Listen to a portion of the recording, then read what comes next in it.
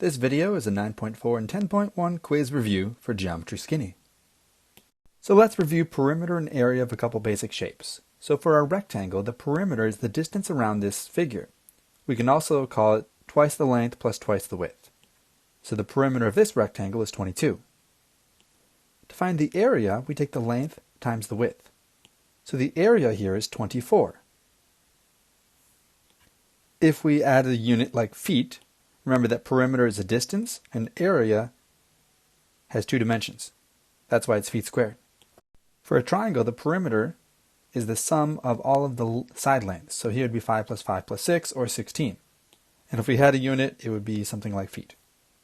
To find the area of a triangle, we take this formula, base times height divided by 2, or multiplied by 1/2. The base is here, 6, and the height is 4. Notice they are perpendicular. There's this 90-degree angle between them.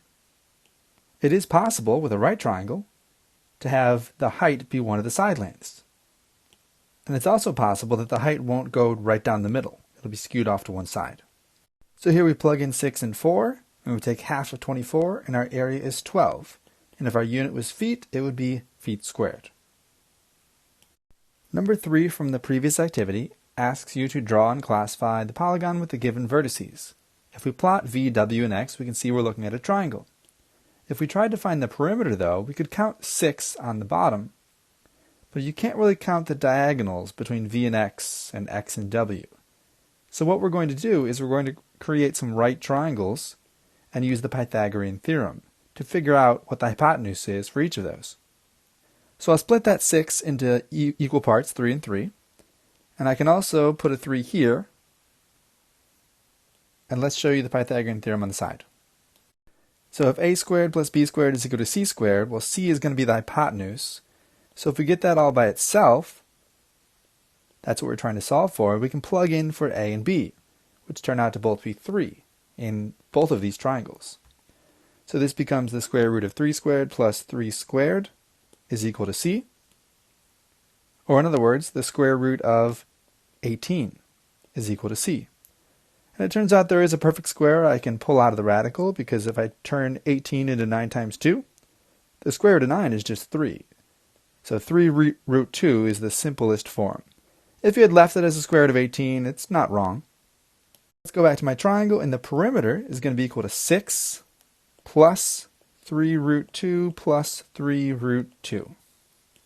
So I can simplify that to 6 plus 6 root 2. Or if you had left it as a square root of 18, this would be 6 plus 2 root 18. And that works too. Area is quite a bit easier, as the height is 3 and the base is 6. So it's simply 1/2 times 3 times 6.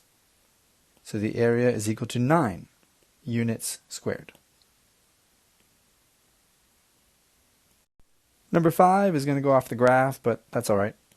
Here's my rectangle, PQRS. And since the coordinates are 8 and -2, I can just find the difference between those two. This distance is 10. And if I was to count up, this distance is 4. The perimeter, you add them all together, 10 plus 4 plus 10 plus 4, and you get 28. For the area, you multiply them together, 4 times 10, and you get 40. So number 12 is the next one. We have triangle HJK. Turns out it's a right triangle. And the distances of the two legs are 6 and 8. So I can use this to find the area. It's 1/2 times 6 times 8. 8 times 6 is 48. Divided by 2, that's 24. If I wanted to find the perimeter, I need to find this hypotenuse, which means I'm going to use the Pythagorean Theorem again.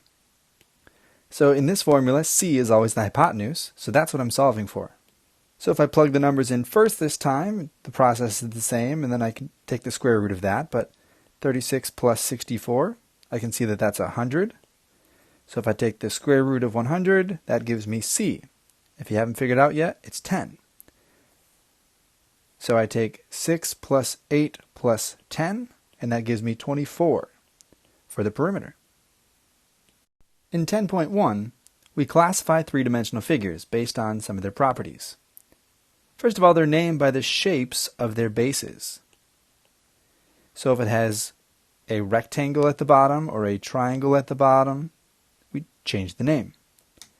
The second element of naming these three-dimensional figures: are the bases the same? If so, you're looking at a prism.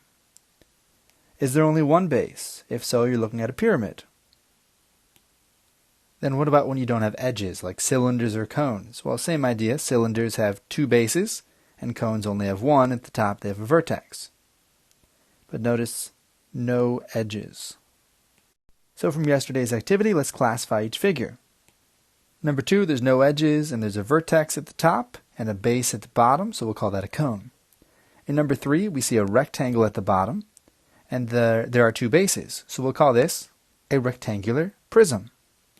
In number 4, there's a triangle at the base, and at the top there's not another base, there's just a vertex. We can call this a triangular pyramid. Also from 10.1 is this idea of a net, which is a diagram of the surfaces of a three-dimensional figure.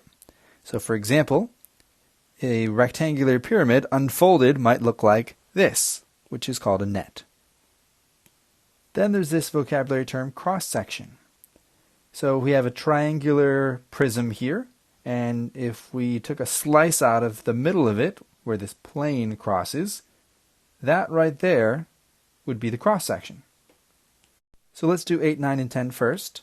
The cross-section in number 8 is a circle. The cross-section in number 9 is a pentagon. And the cross-section in number 10 is a rectangle. These are the shapes formed where that plane crosses that three-dimensional figure. Number 5 will form a rectangular prism. Number 6 will form a cone.